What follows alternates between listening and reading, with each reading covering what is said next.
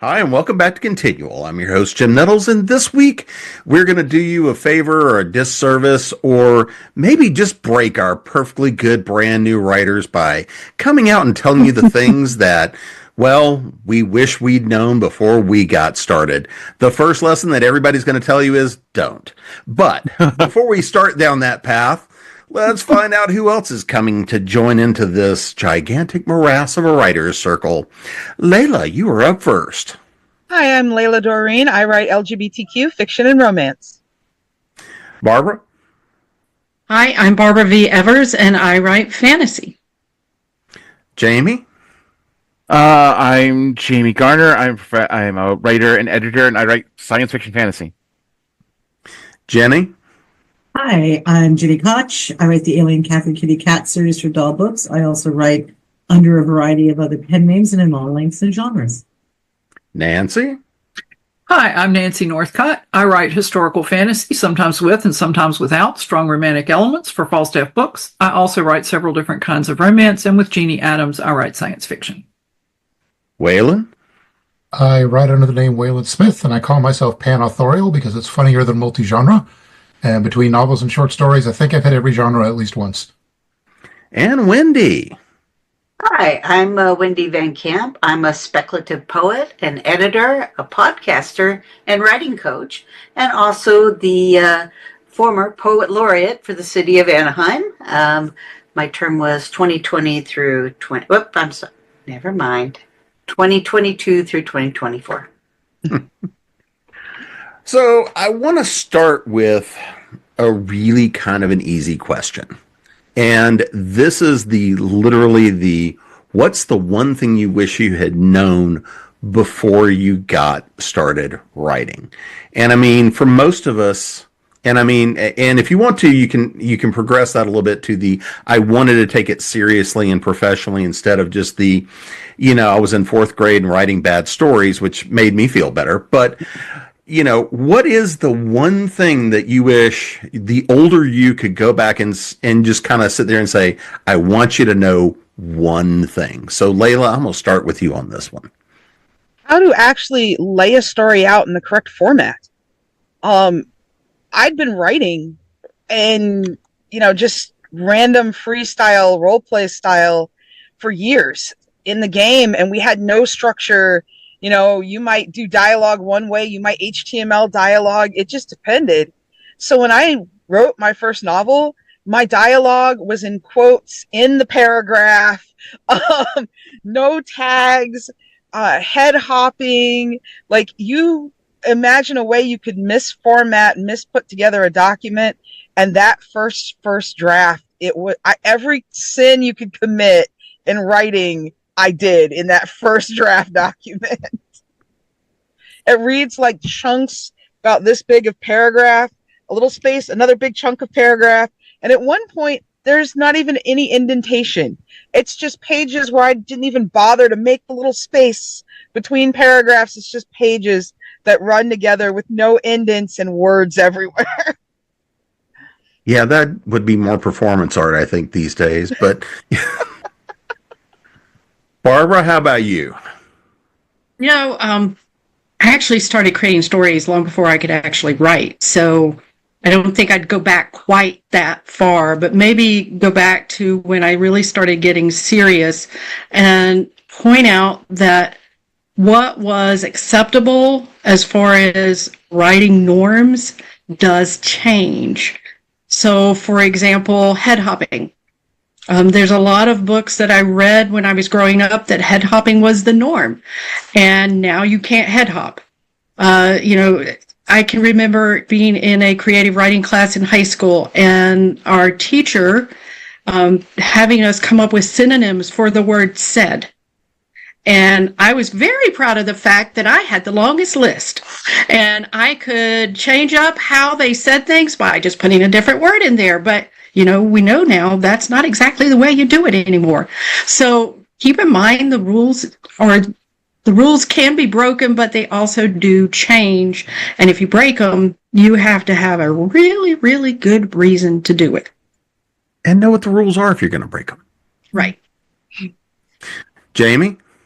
Kind of like Barbara, this would be bad. This would be something to tell myself back when I started taking writing seriously. The writing business is a marathon, not a sprint. Nothing, unless you are extraordinarily lucky, happens immediately. No matter how good a book is, or no matter how interesting the idea, everything takes time to blossom and bear fruit. Jenny? We have 3. Money flows to the author, the artist. That one I knew, but it really needs to be repeated. Grammar, punctuation, word uses, syntax, and spelling matter, especially to agents and editors. And 50% or more of what everybody tells you from stage is wrong. And more importantly, it's probably wrong for you. I didn't write for 20 years, even though I had story ideas up the wazoo, because I had a teacher who, even at 15 and a half, I knew was an idiot. But when she said the only way to write is to outline, I believed her because she was a teacher. Outlining is great for business proposals and for term papers, but not necessarily for creative fiction. I am, as it turns out, an extreme linear writer. I start with the title and the first line, and when I get to the end, I stop. And I thought I wasn't a writer for 20 years because I couldn't outline anything. It was just a nightmare until finally I had characters that were so loud and so demanding that I wrote them down to make them stop screaming in my head. And once I realized this is coherent, I never looked back. Nancy? Well, mine's kind of a corollary to Jenny's, and that is there is no holy grail. There is no one right way to do it. The first time I went to an RWA conference, and that's Romance Writers of America, for those not familiar with it, my roommate and I were looking at the list of panels, and we were trying to be sure we covered them all, because we were sure that in some one panel, or maybe in the combination thereof, there would be the secret elixir that would teach us how to write a successful book immediately. There is no secret elixir. There is no holy grail. You learn through trial and error. And as Jenny was saying, what's right for one person might not be right for you. So you have to find what works for you. And when you hear people say, well, this is the way I do it, or, well, this is the way it should be done, take that with a box of salt and think it works for them, but that doesn't mean it's going to work for you. And you should experiment and find your way. Yeah, you need Winchester levels of salt, just to get the Jenny call out, or get the call out in there for Gail. Wayland. The other thing is that what works for one book isn't necessarily going to work for the other book. I've had books that I've written completely linear from start to finish, couldn't get any sleep, and other books where if I hadn't outlined and mapped and figured out the characters, I never would have been able to write it. So to have to be flexible within your own storytelling too, and go where the book takes you is just. So Wayland, how about you? What's that lesson you're going to go time traveling for? I've heard a lot of different versions of this, but this is the one I saw most recently that really stuck in my head. Wanting to be a writer and not wanting to get a rejection letter is like saying you want to be a boxer and you don't want to get hit. You're going to get rejections. It's going to happen. It's part of the process. Kevin J. Anderson, who's been one of my writing teachers for many years now, won a rejection contest because he measured his rejection letters by the pound. What you need to do, though, is look at the rejection letter. There are actual levels of rejection letters. And you've got to remember that editors are basically trying to get out of unnecessary work. So if they say something like, I'd like to see something else from you, they'd like to see something else from you. They're not being nice. It's not in their best interests. And sometimes a rejection can absolutely be the best thing that could have happened. I've been rejected from places and later realized, oh my goodness, thank you for rejecting me, just because of the way they went up in flames. So, that rejection could turn back around and be the best thing that happened to you in your work. Or you get a rejection that somebody gives you a good critique as a part of that and says, fix these 12 things and resubmit. Wendy, what's that big lesson for you? I think it's write down ideas as they come to you. keep a notebook and a pen on your person, or have a dedicated place in your phone if you're more electronic, as people are these days. But when an idea comes to you as you're walking through the supermarket, as you just get up out of bed and you had this crazy dream, write it down. And I know most of the time when I started as a writer, I never wrote anything down because I always thought, oh, I'll just remember the good ideas. No, you will not remember them. You might remember a couple, but some of the best ideas just get away from you. I have notebooks where I had written down ideas, and I go back a year or two later and look at it, and I find all these incredible ideas that had come to me that I never pursued, and now I can because I wrote it down. So don't make my mistake. Start early. Write down your ideas as they come to you. A helpful tip that goes with that, you always hear the jokes about writers who get a great idea in the shower and then they forget it. Mm-hmm. Dry erase markers will write on pretty much any shower tile. It's true. It works. Mm-hmm.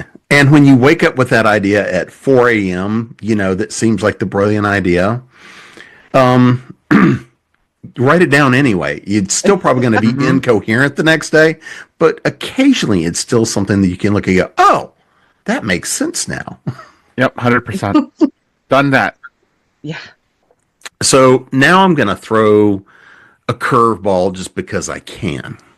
And this is going to go a little bit back to something a number of you guys have said, but this is one of those things where all of us have done a lot of time on stage. We've spent a lot of time on panels. We've done a lot of media. We've all done the things.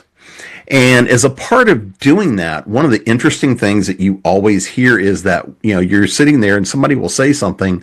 Often it's the same things get repeated over and over again. And you're like, I really wish somebody would never utter that phrase again.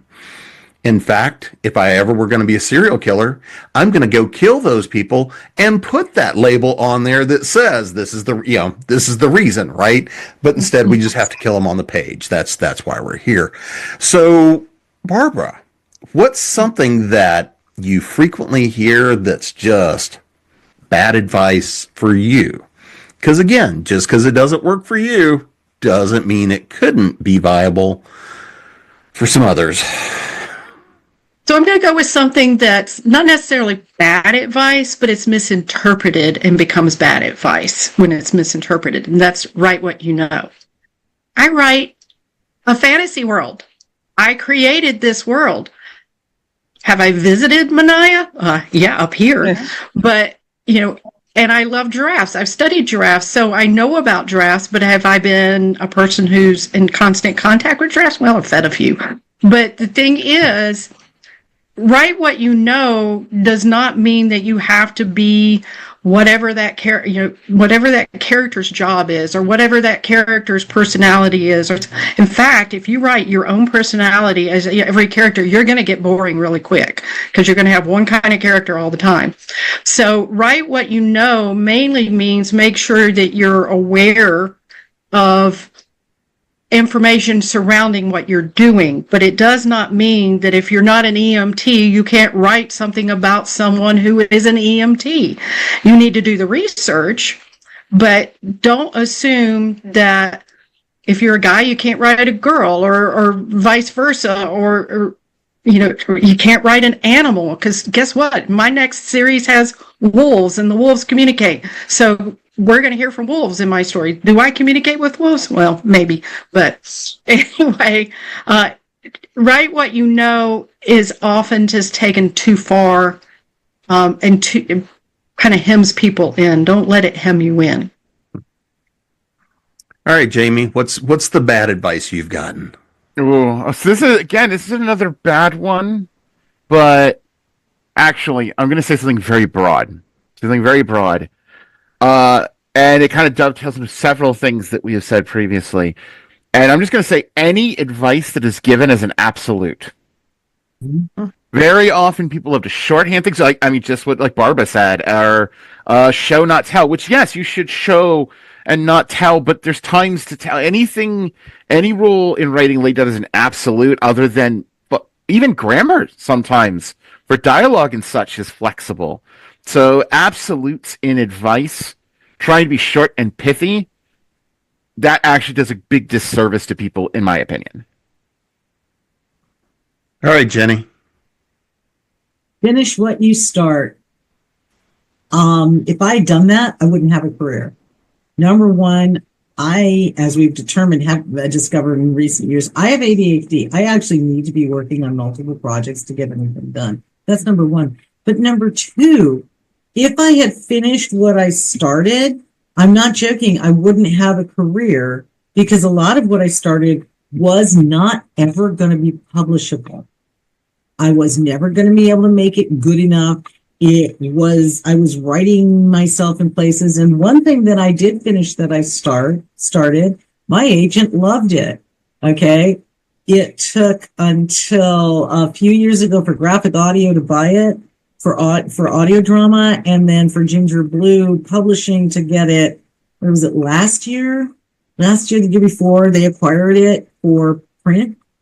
That's a long time between when I finished that my agent liked it and all the other stuff that I wrote at the same time or during. So finish what you start is crap. Okay. You need to finish something, but it doesn't have to be everything. I have many things that are like, I've got an opening sentence or an opening scene or an opening page, and I have no idea what comes next. I'm not finishing that until I know what comes next. And sometimes I know that a year later, a decade later, never.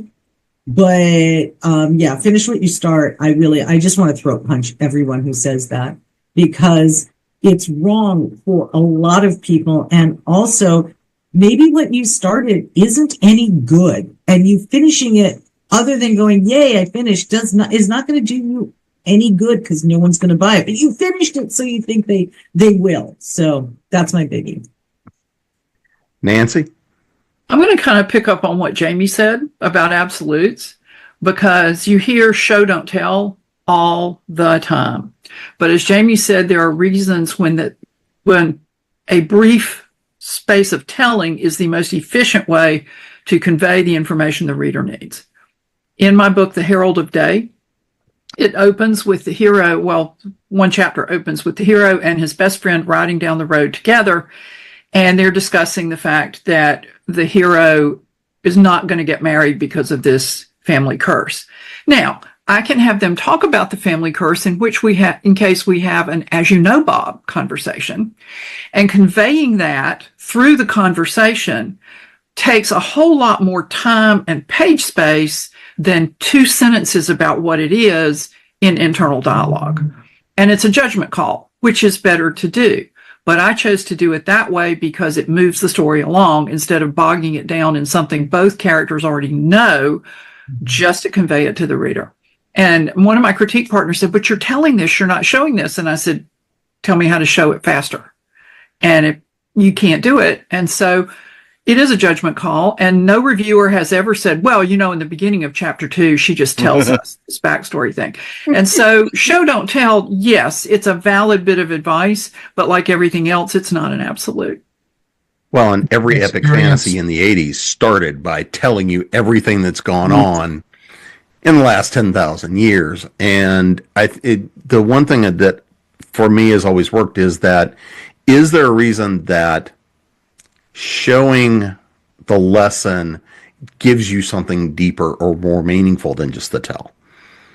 Because there's times it's just get the 2 or 3 sentences done so that everybody's like, and this is why. In my experience, show don't tell is what someone says in a critique group when they don't have anything to say. Mm-hmm.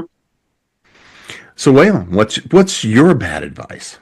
Also sort of touching on what several other people have already said, the general limiting ones and the specific example that I usually use, much as I love the man's work, Stephen King's bit about don't use adverbs, I think whenever you're saying something that general, it's like going to an artist and saying, "Hey, you're not allowed to paint with blue." Mm-hmm. There's no reason for that. Don't overuse any one part of speech, but telling someone, "Hey, you're never allowed to do this," is ridiculous. It's part of speech. By the way, I use adverbs liberally. I've never had an editor remove anything but one because I was using it too frequently. Not that it was an adverb, but she's like, I know when this character's talking, she's saying it sarcastically. You don't have to keep saying it. That's the only adverb I've ever had be removed by any editor, and I've got over 70 titles. So I'm with Wayland. Don't try to take our parts of speech. Wendy? I think in my case, I really hate when people say write every day. Because, writing is a profession. Would you tell your plumber, don't plumb every day? No. The plumber will take the weekend off and have a beer with his buddies. Well, you know what? We writers also are entitled to have holidays and days off to spend with our family and friends. And this was something that I had to learn the hard way. I used to write all the time. Even when I would go visiting family, I'd have my notebook and I'd be writing in the corner and people look at me funny. And I'm kind of at a point where I realize that my life is worth investing in being in the present and enjoying myself and having friends and family and doing things with them as any normal person would. That doesn't mean I don't write. I treat my writing as a job. I have set writing sessions throughout the week. I probably do write almost every day, but I do allow myself a day off. And I think you as a starting writer should allow yourself a day off and don't beat yourself up about it. Enjoy your life. Wait, writers are supposed to have friends and a life? Imagine that. Crazy talk. Well, just because you don't, Jim. I haven't seen that memo. Crazy talk. Layla? A lot of the really good ones have been hit. I think one of the ones that I always disliked was don't genre hop. If I didn't genre hop, oh my God. I write bikers, rockers, shifter, you name it. Like I write the story that the characters give me. And if I should happen to someday have something in mind for a spaghetti Western, that's about the only genre I haven't touched, and major horror. I'll write them. I will write whatever the characters give me. So being told in the beginning, pick a genre and stick with it, and you have to stay in that genre once you're in it. I'm like, no, I don't, because if I do that, then there's going to be shapeshifters in the most oddest places, because somehow or another I'm going to try to create a mashed genre just so I can get all those lovely ideas in there. People should be able to enjoy writing whatever. And it took me probably 8 different shifter rocker books before I was at a table with some friends. We're having a conversation and we're like, have you ever thought about a shifter rock band? Really? So come 2025, the Wino Rhinos will be launched. It is a rhino shifter. 2 things I absolutely love, and now we're mashing them together. When that one comes out, I think I want to read that. I'm pretty sure I'm going to describe that as heavy metal, especially on stage. Definitely. So, one of the things that, in fact, I was doing some editing for somebody and was looking, and we were talking through the notion of story, right? And it's a really simple process. There's a beginning, a middle, and an end. Right, you can get, we've all read the story beats. We all know a lot of the different story structures and things that come along. So, Jamie, is there something? And again, I don't want to necessarily, but it probably is going to come up some here. That notion of pantser versus plotter, and where are you at on that particular slider spectrum? I don't know many people that are true plotters, but I know a lot of people that are true pantsers. But most of us fall somewhere on that range of at least having an idea of the story and where we're going and things like this.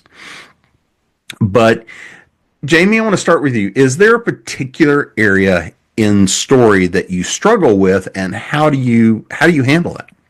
Oh, that's simple. Beginnings, the start of a book. The start of every novel, sort of any novel, is a complicated thing. It's got to hook the reader without being too boring, provide enough information that the reader understands what's going on without, again, boring the reader or losing them. There's so many things that a first chapter has to do, or the first paragraph of a short story or whatnot. How I deal with it is simple. I keep doing it over and over again until I get it right. Because sometimes it's one of those things I've got to, especially when it's a second world, like a fantasy world, a sci-fi world that's so divulged from humanity, so diverted, that I kind of have to write through a couple of junk first chapters that don't necessarily get destroyed. They get put aside, but because I have to work through how to best describe the world and condense down the important things that need to be in the actual first chapter of plot for a reader to get by without overindulging. And then I'll slice those first couple of chapters I wrote up and sort of sprinkle that information through the first 4 or 5 chapters of plot as needed, and then it creates a smooth exposition. But yeah, first chapters. Oh, that's definitely the absolute thing I struggle with the most. Jenny, where do you struggle? Oh, none of it. Liar. Total lie. I saw the lightning strike in the background. Yeah, totally. Well, first I want to say this. There's an adage that I found is very true. Newer writers start their story too early, and more experienced writers start their story too late. So I have the too late issue sometimes. It's kind of like Jamie said. Usually I've started it, and then it's like something needs to come before it, and then I figure out the right chapters or chapter or scene or whatever that needs to come first. That's not always the case. Sometimes starts aren't that hard for me. It is just if I start it too late, then it's difficult. My bigger issue is actually what I call transitional scenes. I've finished some action. I've gotten most of the information to you, but now I have to get you from there to here. And sometimes I can just end the chapter and go, but it's like I've only written 3 pages. That chapter needs to be a little bit longer. But I need to get over there next. That's where I struggle the most in what I call the transitional sections. I don't have a problem really with dialogue and action. I have a problem getting you from, okay, this big action scene's done. Everything's great. We figured out some things that are going wrong. And now what? Because nothing really else is happening here. We need to get over there, but I have to tell you how we get there. So those are where I struggle. It's usually just make it something. And then we got in the car and went, right? Something along those lines. The other thing I want to say, though, and I don't want to forget it, is that a lot of times I'll have to make something longer or I'll have to make something shorter. And the easiest thing I've found to do, if you need more words or pages or whatever, take narrative. It's very similar to what I can't remember who said it. It was somebody else on the panel was saying how talking about narrative and dialogue. Take narrative and make it dialogue. Oh, it was Nancy who was talking about I only need this. Because if you take your narrative paragraph and turn it into dialogue, you've got a half a page easy added on. Conversely, if it's like, this is just too long, take some dialogue you don't need and convert that into narrative. And that shuts you down from, half a page to a paragraph or 2. So I'll do that as well. Nancy? Middles were the hardest thing for me. My very first book, I was writing along. I was totally pantsing it, which is not what I do anymore, but that's not why. But I got to the middle and I didn't know what to do. And I didn't belong to a writer's organization. I didn't have friends who were writers. And I thought something needs to happen here, but I don't know what it is. And I put that manuscript aside. And years later, I was writing fan fiction magnum opuses, the 5-part Gotham Chronicles that were published in 8-point type in 2 columns per page over 5 installations of 40 pages each. And my husband came in and looked at it and went, "How long is this?" And so I said, and he said, if you put this in standard manuscript format, how long would this be? And I'm like, well, I don't know, 350, 400 pages. And he said, so tell me again why you can't write a whole book.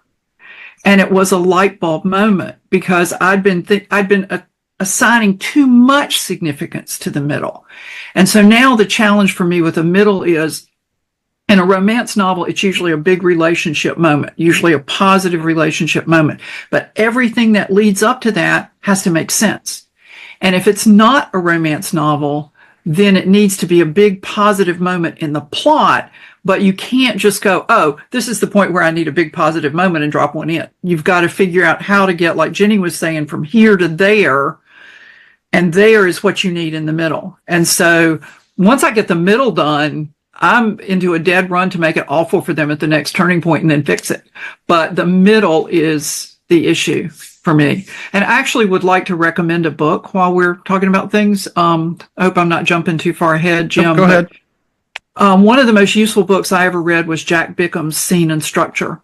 And it talks about scene and conflict versus sequel, which is the aftermath of the conflict in the scene. And I don't want to go all into it, but it's Jack Bickham, Bickham, Scene and Structure. And it was at one time published by Writer's Digest Books.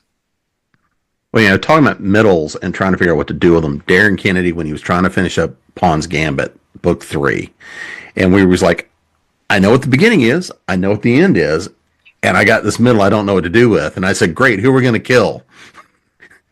And that's the explanation for the entirety of the middle of book 3. He goes, oh, and we talked it through. And so by the end of a week, I forget where we were going, but by the end of a weekend, it was like, okay, yeah, I know who I'm killing and I know how. And I mean, it blew out. It really became the arc of the 3rd book. Sometimes you just got sometimes somebody just needs killing.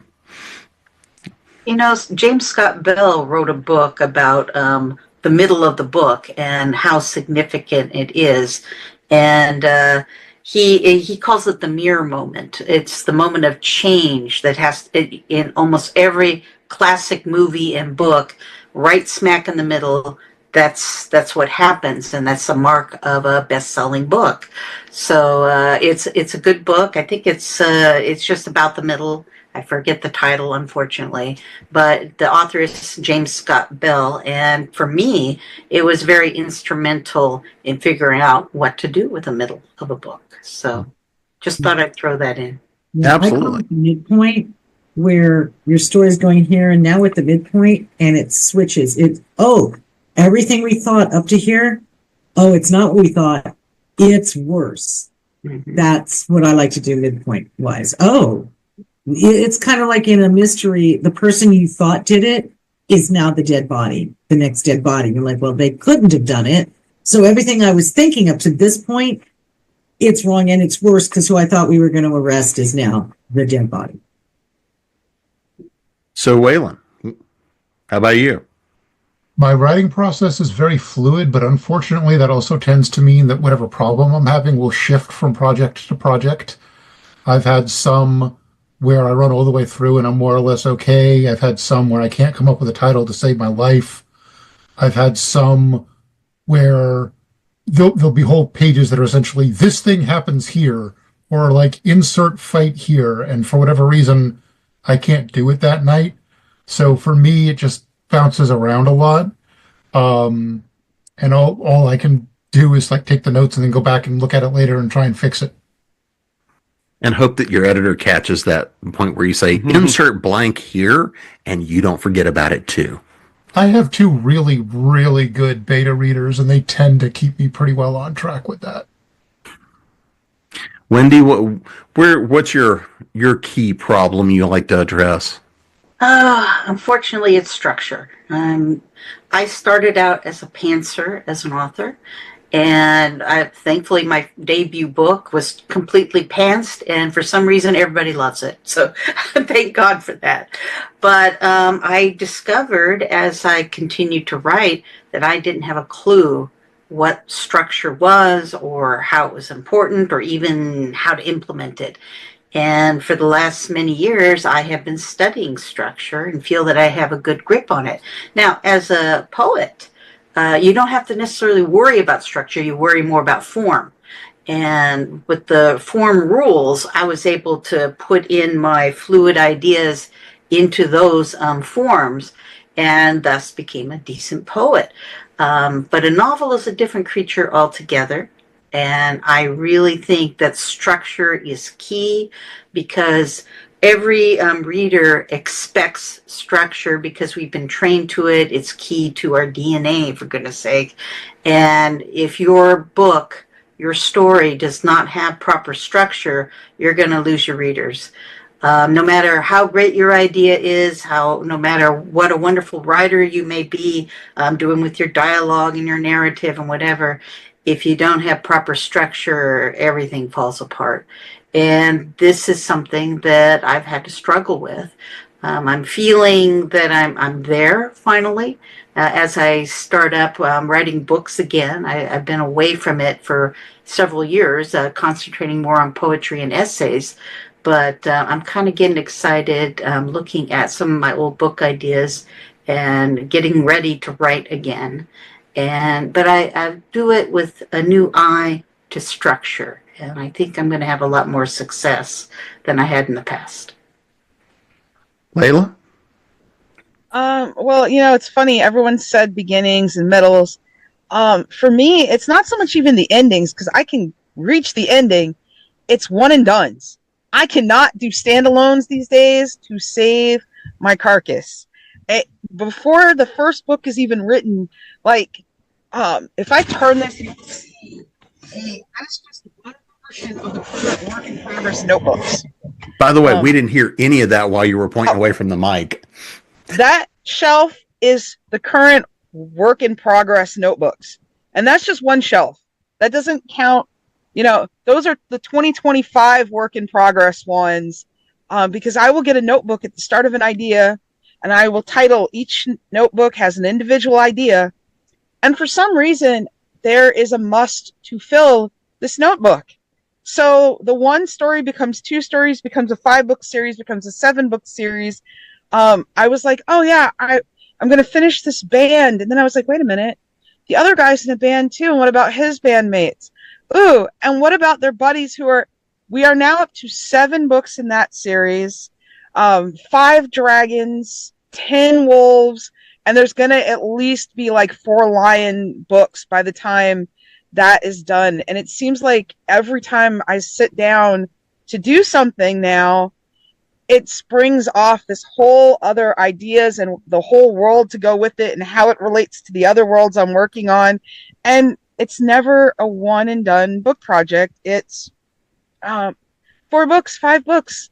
Last year I wrote my first Christmas book. It was actually the end of 2023. So we released in 2023. It was my first Christmas book. And in 2024, I ended up releasing 2 more books for that friend group, a Valentine's one and a summer one that was kind of like 4th of July-ish, because I could not leave the friend group alone. And I still have to write the Halloween book for the one last member of the friend book who doesn't have somebody doesn't have a happy ending. We know. No, yeah, he's like the one person left. You can't just leave one person who gets nothing after they've supported their friends through 4 other books. That's not fair. So, Barbara, how about you? Well, I was seesawing on 2 things, but I'm going to tag off of Layla's answer there, because the first thing that came to mind is writing a series.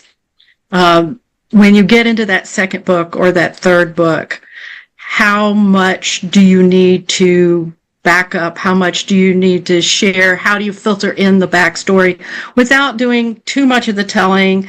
And one of the things I'm struggling with right now, writing the 2nd book in the Matriarch Enchanter series, which is the one with the wolves. And there are multiple characters that if you read the 1st book, you would know. But if you pick up the 2nd book, you won't know these characters. Well, how much do I need to tell you? And how, especially when I keep writing a scene where they're all there right at the beginning and they can't be. So trying to get that balance from the 1st book to the 2nd book, or the 2nd book to the 3rd book, and trying to figure out exactly how much you need to tell them and how much you don't need to tell them is tough. I use critique groups. And one of the things I do is spring the sequel on a group that's never seen the first book or never seen the second book, just to see, what they have to say, where they get confused, where they're, what's really tripping them up, and trying to figure out what really, really, really matters here. So, for newbie writers, that may not be a big deal right now, unless you're doing like Layla and you just keep writing book after book after book and you've not gotten published yet, which people do. But at the same point, it is a balance of trying to figure out how much you need to carry over and how much just, I'm going to wing it. They'll figure it out or they'll go pick up the first book. And sometimes that's really what you want them to do, is just go pick up the first book. In all honesty, I give them nothing, because that was my one. So I am not someone who likes the in a galaxy far, far away. That is the best way to have me close a book.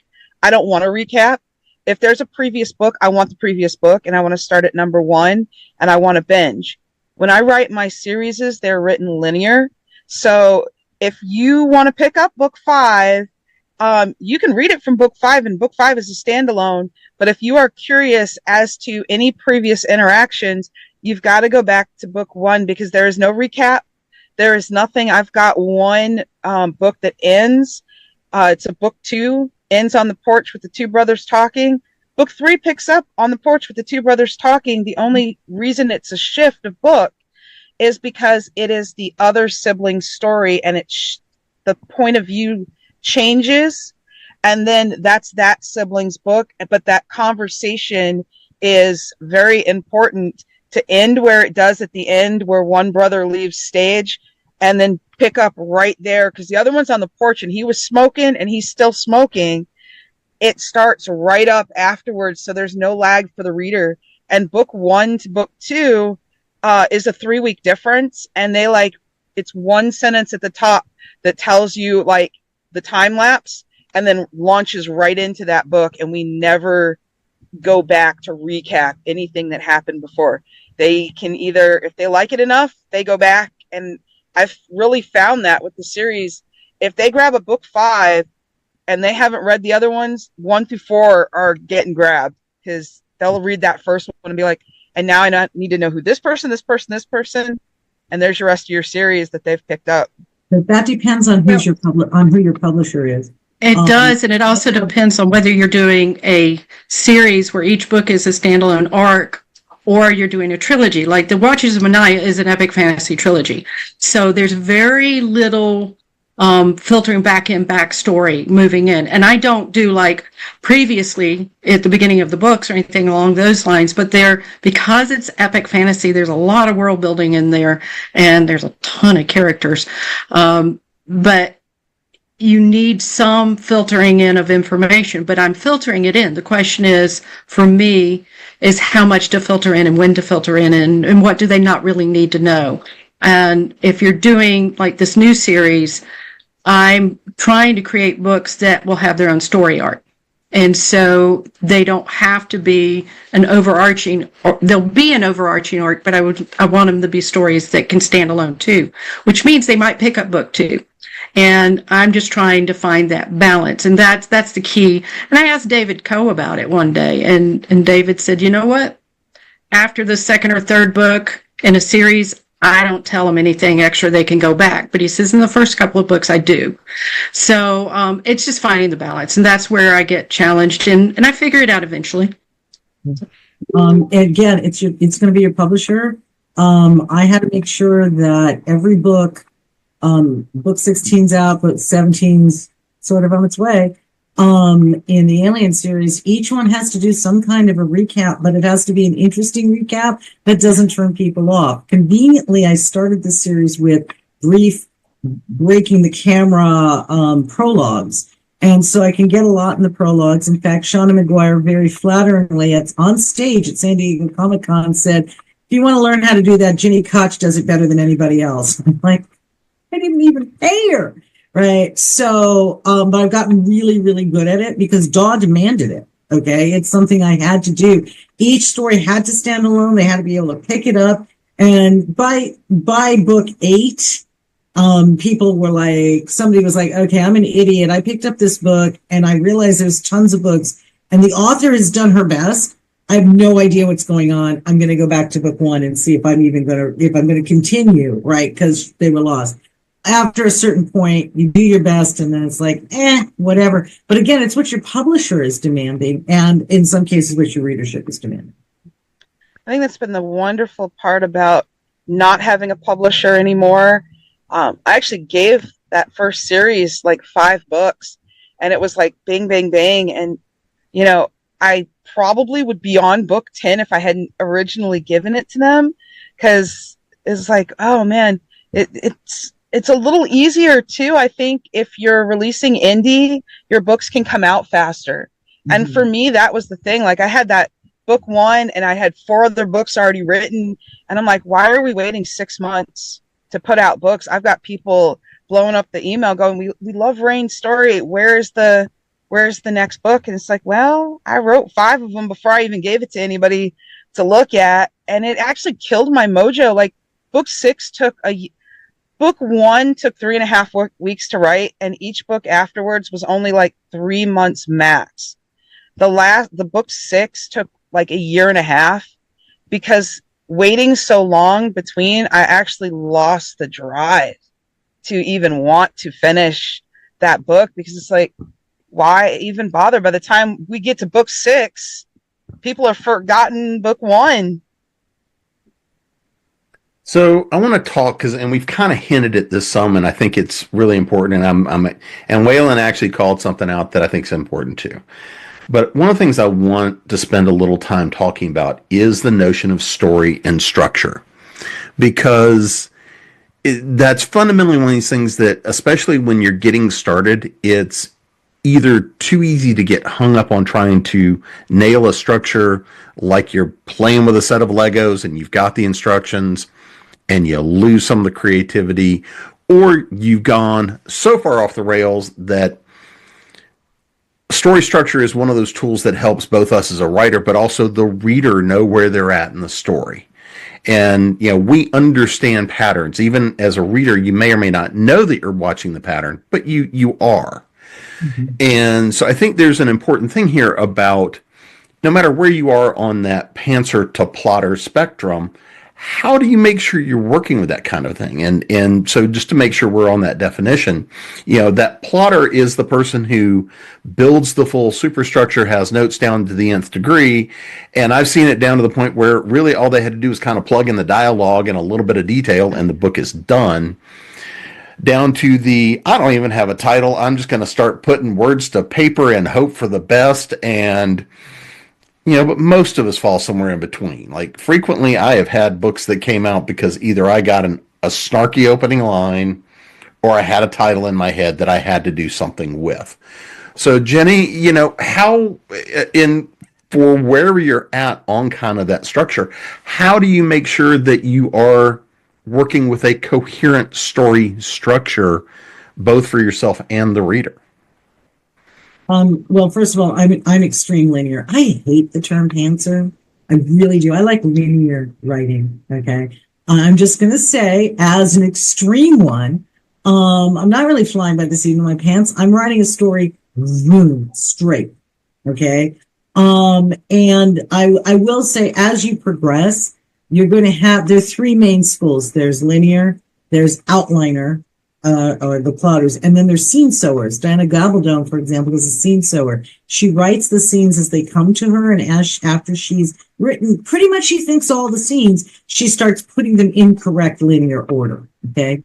As you progress, you're going to have to learn how to do all 3. If you want to do work for hire, you better learn how to do an outline, because most of them want that before they're going to give you a shot. When you're working with an editor and they go, you need a little more right here. Well, that right here is usually not your start, not your end. So you've got to write a scene and sew it in. That's what editing is. And sometimes it's just like, this feels too stilted. You need to relax a little, and then you're going to have to linear something because you plotted it so rigidly that it feels rigid and it shouldn't. For me, I start with the title and the first line, and I have never changed that. The story will change if the title changes. And that means the series, if I'm writing a series, the series will change if the title changes. In the middle of the Alien series, I think it was book 7 or 8, I'm saying, well, here's some titles. And my editor said, oh, I like that title. Choosing that title changed the trajectory of the series. Doesn't bother me. I can go any way. I'm a linear writer, whatever, baby. But for me, titles are really important. And once I have a title, I will have my first line. And after that, I'm off to the races. Like I said, I get stalled in those transitional spaces. So I think one thing you have to be, and one of us said it was probably Nancy or Jamie, you just can't sit there and say it's only one way.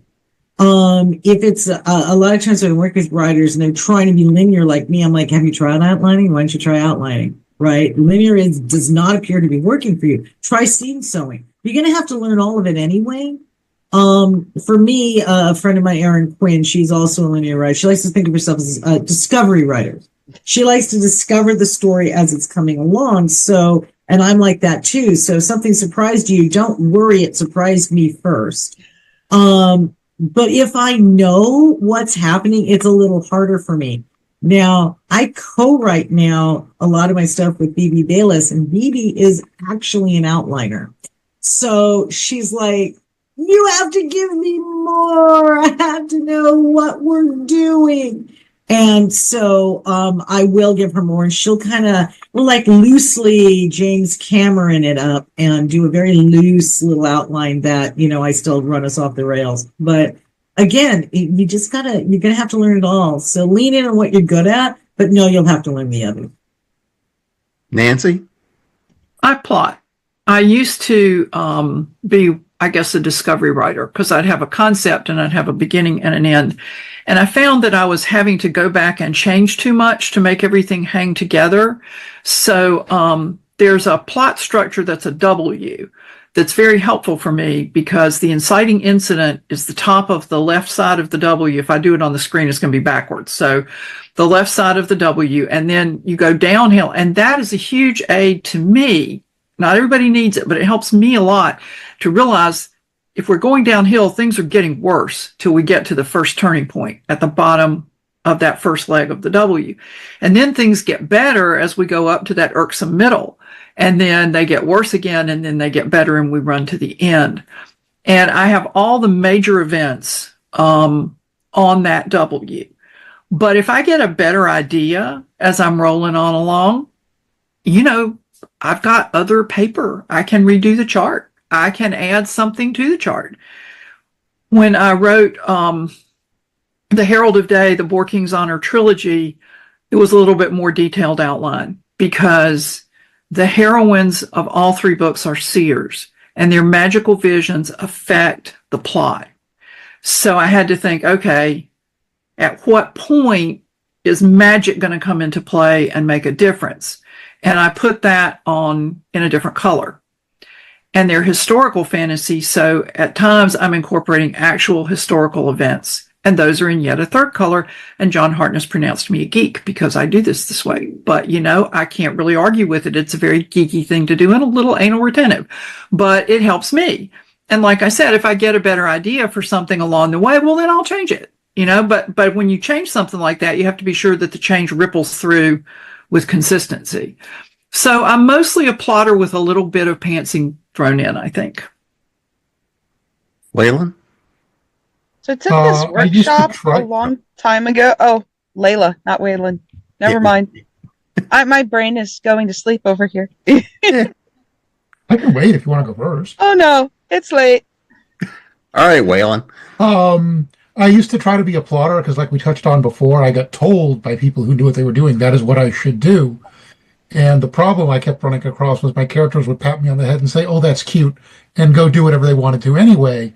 So the system that I developed that works for me is I have what's called landmarks. And I'm like, okay, at some point this has to happen, at some point this has to happen, and at some point we need to end up over here. Now, how we get there, okay, you guys can just sort of wander along and find it how you're going to do it anyway. But that, and this is why people think writers are crazy, because we do things like this. But that particular system has worked very well for me. For what it's worth, I also don't like the term pantser. Dean Wesley Smith calls it writing into darkness and uses the analogy about driving down the road at night. You can see as far as your headlights reach, but you can't see beyond that. And I've always really liked that version, so that's the one I use. Wendy? Well, I started out purely as a pantser, a discovery writer. Usually a character or a scene would just immediately just pop into my head and come to life. And my characters always feel like real people to me. I'm sure most other writers feel the same way.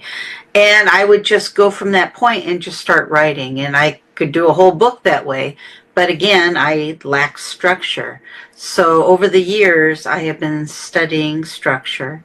And I'm starting to learn to plot a little bit more. I don't like to plot too much because being more of a pantser or discovery writer, I prefer to let the characters and the situations propel the story as much as possible.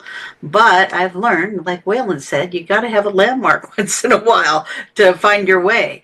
So I'm kind of straddling that. I guess I'm considered kind of in the middle, kind of a plotter, kind of a pantser, a little of both. And I know as a poet, I've been incorporating a little more structure into my poetry as well, especially when I write narrative poems. You always like to have a twist at the end. You have to have an idea of what that twist is before you actually write the poem. But when you write poetry, it has to come from that murky place from within that your muse lives. Otherwise, it's just not a really good poem. Poetry is very emotional, very imagery-driven, and but it too needs a little structure. So you just got to kind of find that special place where you feel the most comfortable and go forward from there. All right, Layla. Okay. So one reason that all of my notebooks or story ideas get a notebook is because I took an awesome class years and years back, like 22 years ago. It's my first writing workshop. And the lady there said something that it has always stuck with me, and she calls it collecting underpants. And you pick up all your ideas for your one story, and you have to have a place to keep them. So for me, it's a notebook, because I tried I'd have cards stuck everywhere and sticky note. And finally, like, the clutter drove me so crazy. I was like, when I get an idea, I immediately label a notebook for that idea. I mark it on the notebook somewhere, and then I mark it on the master list of notebooks, because there are crates and tubs and containers of notebooks of 35, 40 years of ideas that I've collected. And then some notebooks fill up quicker. Like, I took a brand new notebook to England with me last year on a trip, and I was probably gone not even 2 weeks overall. The notebook was finished before I got back. I had to buy a second notebook in England to continue working on the story. Other ones will take years to fill up before, like, it took 4.5 years of collecting underpants and ideas before the first shifter book. And when I started that first shifter book, that's why it went so fast. It was like one idea to the next idea to 5 books later in, less than 5 months. And it was like, oh, well, we've been collecting underpants for 4.5 years and taking this notebook across country and everything. So I'm not a pantser and I'm not a plotter. I collect underpants. And when all the underpants fit on the model, we go ahead and write the book. And then we take it out for dancing and movies and, have a good, nice time with all the underpants. I'm pretty sure I saw that shop in Glasgow last year, 2 years ago. Barbara. I didn't know how to follow that. I wouldn't either. Good luck to you. Minx. So I'm a lot. Yeah, I'm a lot like Wayland, and I'm a lot like Jenny. So I started out as a pantser, but I'm a pantser who always knew the landmarks, I always called them milestones, but I taught Microsoft Project for years, so milestones is part of my terminology. And I'm kind of this is going to sound weird. I don't know how to describe it, but a backwards plotter in the sense that I have spreadsheets for my books, but I create the spreadsheet as I go. So like your notebooks, I put it in a spreadsheet. In my other life, I am a corporate trainer, and I did a lot of training. Spreadsheets was one of the classes I probably taught more than anything else. So if I got to track some information, I'm going to do that. And that's one of the ways I can take care of making sure that story is moving forwards, making sure that a gap doesn't occur, making sure that I don't do something stupid like change somebody's eye color, or forget when they first showed up in the story. With the first book, or was it, I think it was with The Watchers in Exile, the second book. My developmental editor looked at it and she goes, you had a timeline issue. So I sat down in my spreadsheet and created my timeline and discovered, oh yeah, these are not running, but it's kind of backwards, if that makes sense, because I'm doing it as I proceed as opposed to before I write it. I can't do that full outline. I can do a semi-outline because the third book of that trilogy had to wrap up. It's epic fantasy. We had way too many story arcs. I had to create at least a minimal outline in order to make sure that nobody's story got left hanging. And I'm happy to say nobody's story got left hanging. But I'll tell you what, when I put that outline together to begin with, I started writing, and all of a sudden I went, I didn't put Queen Quilla in this thing. So I had to go back and change my outline a little bit. But I tend to be a linear discovery writer with specific milestones, if that makes any sense. Jamie? I write books. No. No, I personally myself, I sort of like sit in a middle road. Sometimes it does, though I actually find my approach alters a lot based on the project. I just finished and just got put out late last, in December, Songs and Sorcery. It's epic fantasy, film noir, all this stuff. So it not only has mystery, but an entire fantasy world, new religions, all this stuff. So there was a lot more what you would call plotting, outlining. I actually heard the term architect versus discovery, and I actually really like those. So there's a lot of architectural work in that book. Because the mystery has to hold together, but also all the magic has to hold together, and the society has to hold together, and all this stuff has to interlock and make sense. Now, it wasn't wholly architectural. That was like the setup, and then and the core landmarks. I like that term too. The rest kind of filled in. Some parts were very outlined ahead of time, but there were a lot of twists and turns, and I think as Gini pointed out, scene stitching, where the editor's we need something here. This and this didn't quite go. And it's okay. Blam. And here we go. And we stitch that in and keep going. But then what I'm currently writing now, I'm almost finished with the manuscript.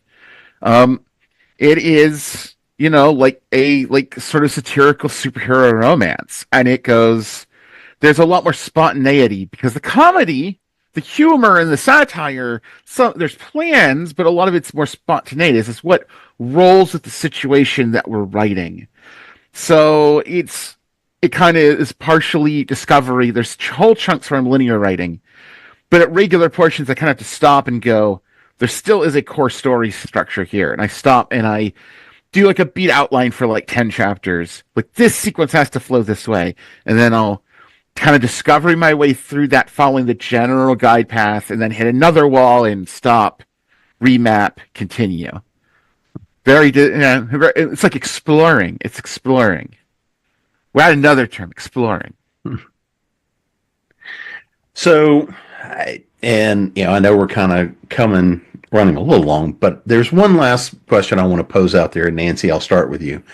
Is there something we haven't talked about that you think would be critical, whether it is an idea, a resource, a book, a guy, anything like that? Is there a topic or something we haven't touched? Because there's a ton of them we haven't gotten to. But is there something you want to touch on for the new writer? Yeah, don't publish too soon. Back when trad publishing was the only option, people couldn't do that. But sometimes there's an inclination among new writers. They send their book out, they get rejections, sometimes rejections with suggestions, but a lot of form rejections. And they go, well, they just don't understand this book. This doesn't fit with New York. I'm just going to publish it myself. And sometimes you have a book that's going to work for. But there's a reason most first novels didn't sell in the days when trad publishing was the thing. And I'll use my own as an example because I wrote it before there was any alternative to trad publishing. I loved that book. And I pulled the manuscript out from under the figurative bed about 5 years ago to look at it again. I still love the characters. I still love the story. The writing is very definitely a beginner effort. And I looked at it and I thought, I cannot believe that I not only sent this out for people to read, I asked them to give me money for it. Because once you put that book out there, even if you decide later that you want to rewrite it and do it better, it's on people's devices. It's out there. And it's the opinion that they formed of your writing. So if you are going to publish independently, get that book looked at by people who will be honest with you. Your mother and your best friends don't count. Find a critique group and really put it through the ringer because it's going to be people's first impression. If it's your only book, that's what they're going to buy. So before you decide, well, I'm just going to do it myself, be really, really sure that the book is ready for prime time. I was saved by the fact that there was no alternative to prime time when I was doing that. And I've been ever so grateful since I looked at that manuscript. Wayland? There's a ton of resources out there. I think what I will really strongly recommend to people is find other writers.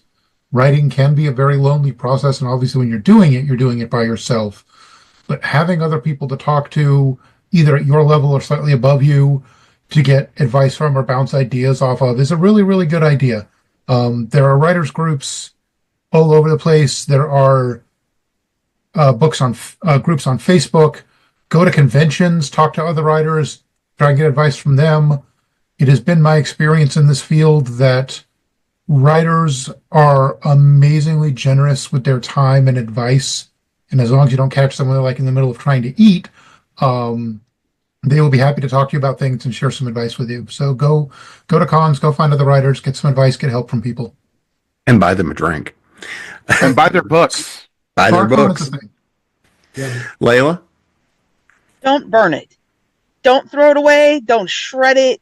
I look back and think about the 2 journals I burned when I was like 19 or 20 in like this upset breakup. And it was like poetry and song journals that I had taken years. I mean, it had years, like 4 years of high school songs, 3 years of college songs, both of them consigned to the bonfire, like pages ripped out and everything thrown in. And it's like, I got really lucky and I had copied a lot of them into those journals off of the old math, that brown math paper that we used to be given for scratch paper. I used to use that to write songs and song lyrics and poetry. So I found one day after I'd moved out from college and back, I found these like manila envelopes stuffed with these, folded up ones, but some I couldn't read. Like some I'd written in pink and purple and crazy colors of really bleeding ink that had faded because you folded it 900 times or you stuffed it through somebody's locker. So I wasn't able to salvage all of that. But just don't. Like, if you can refrain from burning, shredding, throwing it away, it may not be something you ever let somebody else see, but like, I still look back on my first attempt to write a novel. I look back at that beginning and those characters and was like, okay, I know where I can take this now as like a mature person who's not a preteen trying to write this story. you might find you had some good ideas in there, you had some good thoughts and things you wrote down that you can still use today and look on with fresh eyes and intentions for the story. So just don't throw it away. Don't burn it. Barbara? Get a thick skin, because you need to be able to take constructive feedback.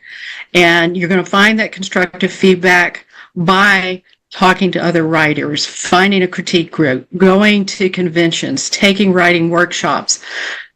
I don't know how many times I have suggested a writing conference to a writer who was in the middle of writing their first novel, and they're like, well, I want to finish it first. And I'm like, no, go now, because you're going to learn some things and then it's going to be better, as opposed to writing the whole thing and then going, oh, I got to scrap this whole thing and start over. Get that information early. And when you get feedback, recognize if the person, some people are good at giving tactful feedback. Some people just slam it on you. But if they're giving it to you, they are trying to help you, and you want to listen. Now, the other thing is, you have to determine what feedback to listen to. So, for example, if I'm in a critique group, over time, I learn whose feedback is actually useful. And I pay attention to, do I get the same feedback from several people, or is this that one person who just, for whatever reason, was having a wonky day? Because reading and writing are subjective also. So when you get that query rejection, or you get that strong negative feedback from maybe an agent at a conference, it doesn't mean that it's time to hang it up. It just means look at it, see if there's anything you need to do. Maybe you just need to submit to somebody else. A lot of places reject you not because they don't like it, but because they have no place for it.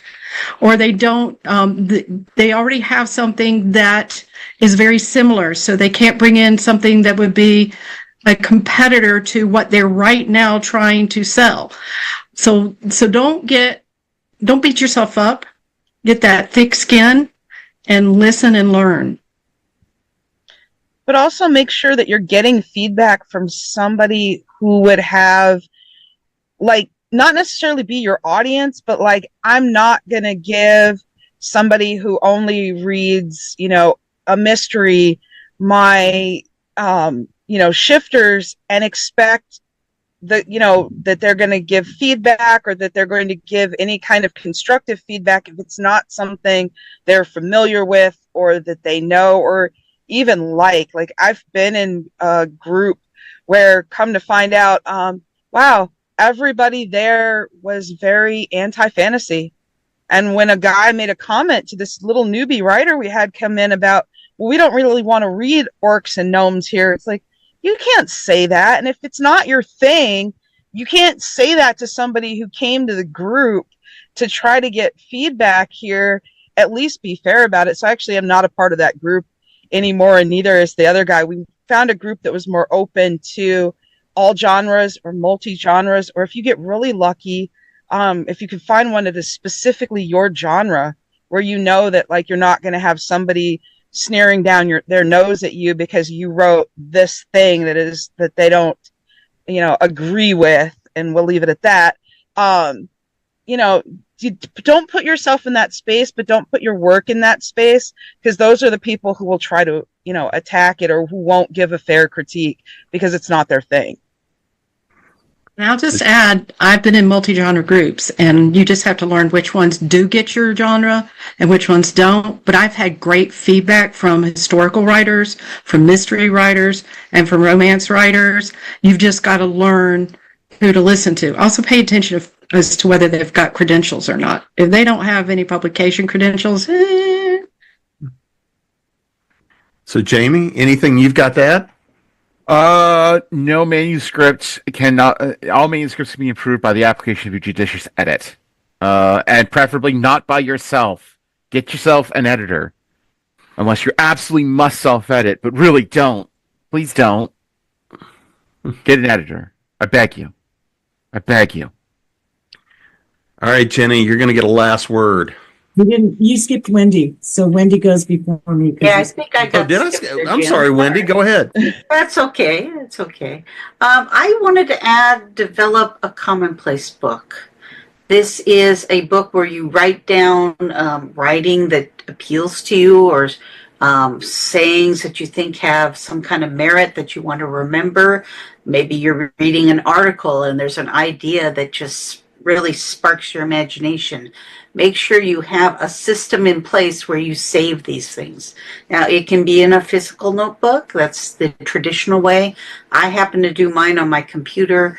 And as I'm surfing and reading things, whenever something seems interesting to me, I save it in a system that I've developed.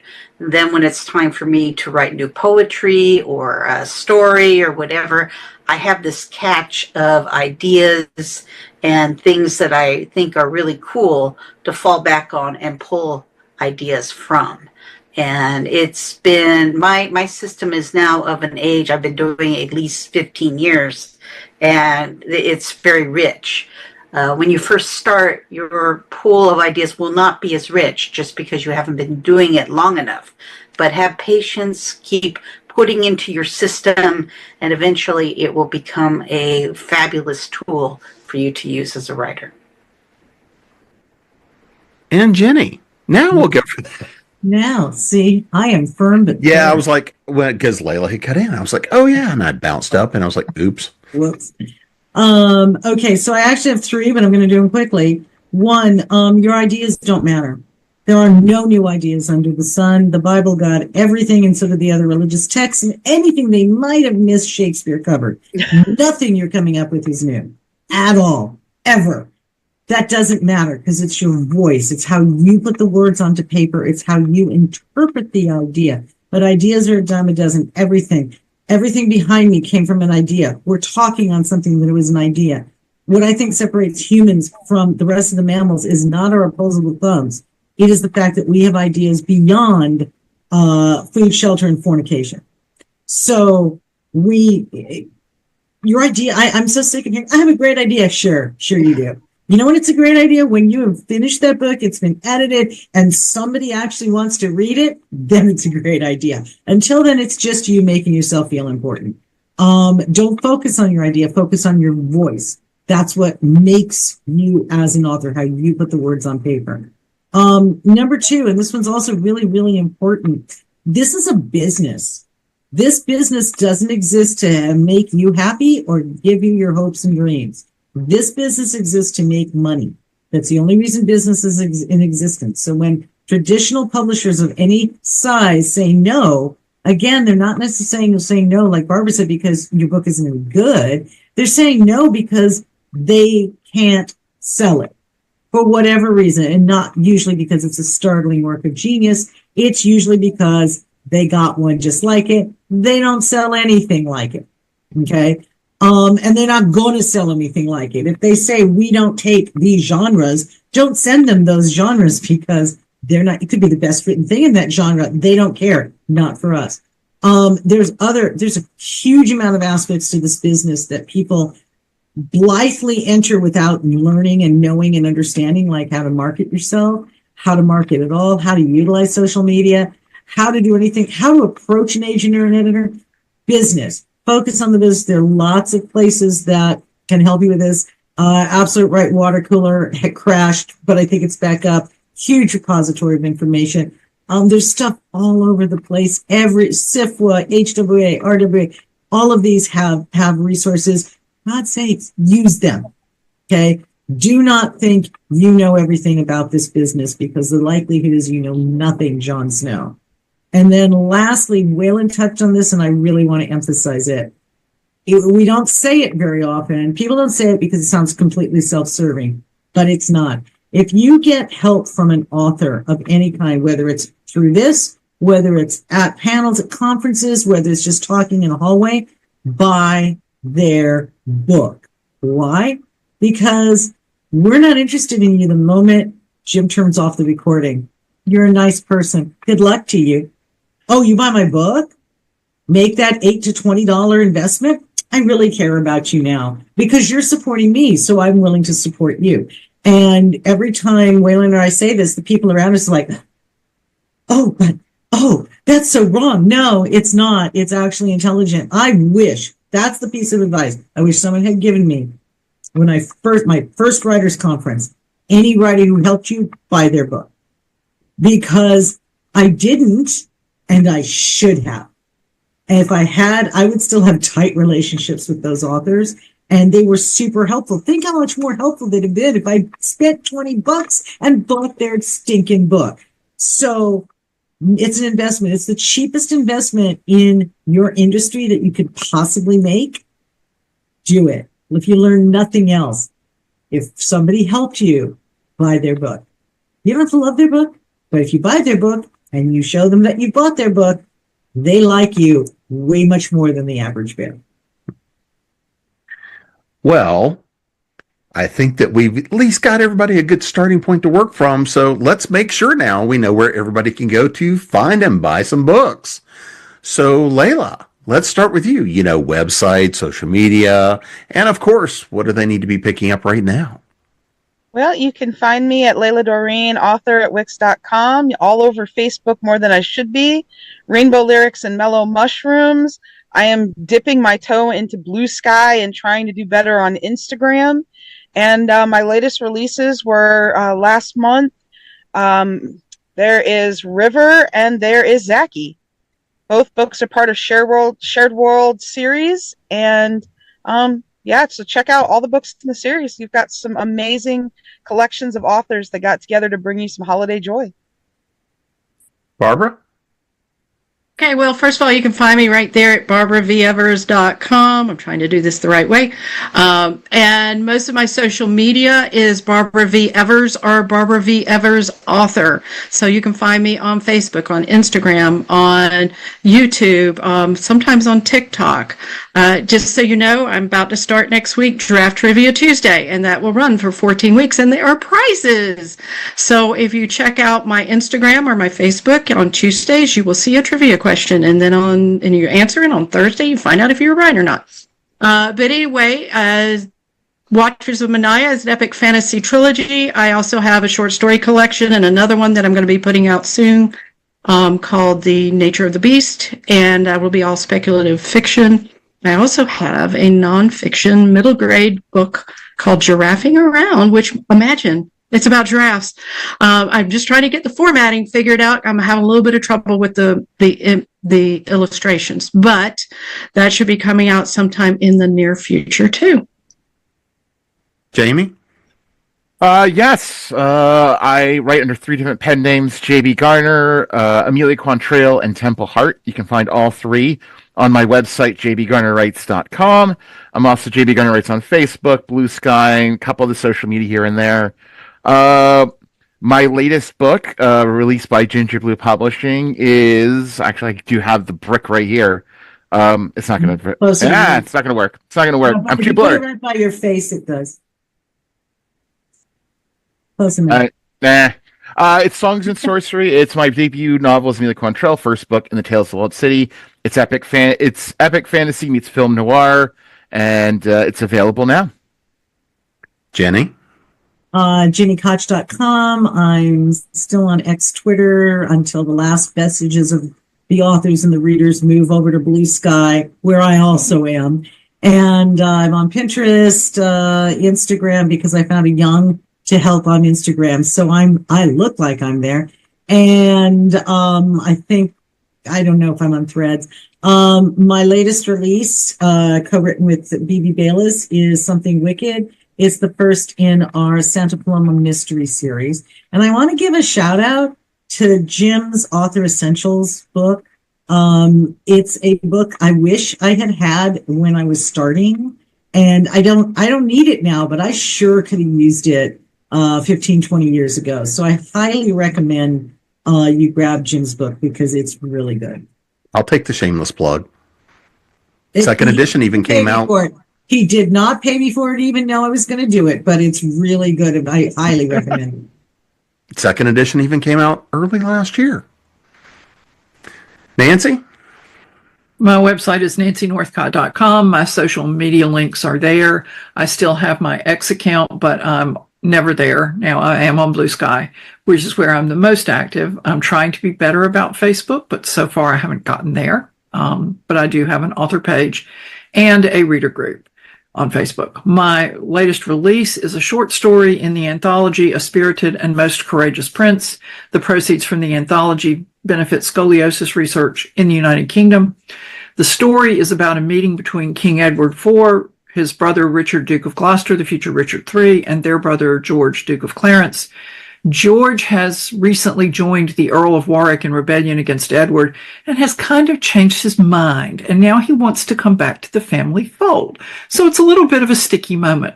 So that's the short story, and it's called The Banbury Road. And again, the anthology is A Spirited and Most Courageous Prince, and it's a charity anthology. Wayland? I'm some version of Wayland Smith on the assorted social medias that are out there. I'm also one of the few authors I know who's actually active on Goodreads. That's a whole other story. It is possible to have a good experience there as a writer. You just have to know how to do it. My last story that came out was in a anthology called The Vampire Survival Guide. I have a story in there called Road Test. And book 3 of my Superhuman Mercenary series, Wildside Incorporated, should be out soonish this year. And Wendy? You can find me at wendyvancamp.com, spelled how my name is on the bottom of the screen. I'm also very heavy on Instagram. I have a monthly newsletter hosted on Substack, which is at nowastedink.substack.com. Totally free. It also comes with an audio version, kind of a podcast. And I have it up on Spotify as a podcast if you'd rather listen to the newsletter in your player instead of reading it via text. Latest project, of course, is Eccentric Orbits 5, the anthology of science fiction poetry that I edit. We had a beautiful turnout of top-level poets for the book. If you are interested in speculative poetry or just are curious and want to know what it is about, this is a great volume to kind of get to know what it is, because we have poets from all over the world of many different levels, but I'm very proud to say that I expect plenty of Riesling nods when the time comes from my people, because they're just wonderful, and I love taking care of my poets too. But yeah, that's basically it. I usually recommend people find me on Instagram, and my handle there is No Wasted Ink. And if you look at the little address at the top, it takes you to my link tree, and from there you can find me anywhere via that link tree. And the easiest way to find me is at jamespnettles.com, which will take you to most of the projects and fun things I'm involved in the middle of, and there's a couple of new ones that are about to come out. You can also find me at authoressentialsworkshops.com, creatingprose.com, which is about to finally come back from hiatus, and of course, here at ConTinual, and we'll see everybody again soon.